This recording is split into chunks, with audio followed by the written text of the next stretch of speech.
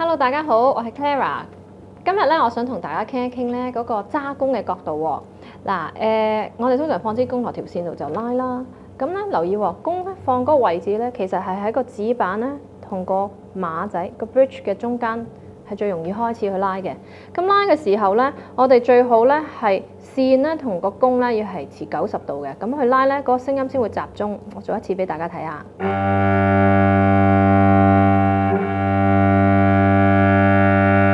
係啦，咁樣拉嘅時候咧，個聲音集中得嚟咧，弓係好穩定咧，係穿喺同一點裏邊穿過嘅，即係一路都係同一點度拉嘅。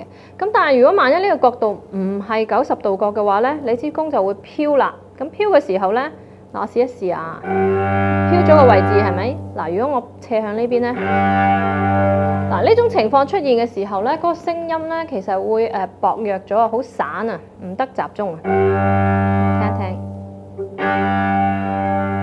係啦，咁初學嘅同學咧，如果係唔小心嘅角度咧做得唔夠90度嘅話咧，佢哋通常咧因為聽到個聲音即係唔夠咧，自然反應都會用咗力咧壓落去咧，去彌補咧嗰個唔夠集中嘅聲音，咁就變咗咁啦。係啦，夾硬唔俾佢係走動添。咁呢種用咗過大力嘅聲音咧，喺初學嚟講咧係常見，但係唔夠好嘅。咁點解會發生件咁嘅事咧？即係話我點解冇辦法拉到個90度角咧？個原因咧都幾簡單，因為我哋咧初學嘅同學通常咧都會用身體咧比較instinct 啊，即係直覺嘅感覺咧去拉嘅。咁咧通常如果佢用咗自己咧，譬如話我而家用自己呢條軸線咧去當90度拉咧，我就會拉錯咗啦。係啦，咁或者另外一個方向啊。咁但係咧，如果係90度係用條線咧，係條線同弓去諗咧，係啊，即係你要諗個軸心咧。如果係條線咧，咁你個90度咧就比較容易去處理啦。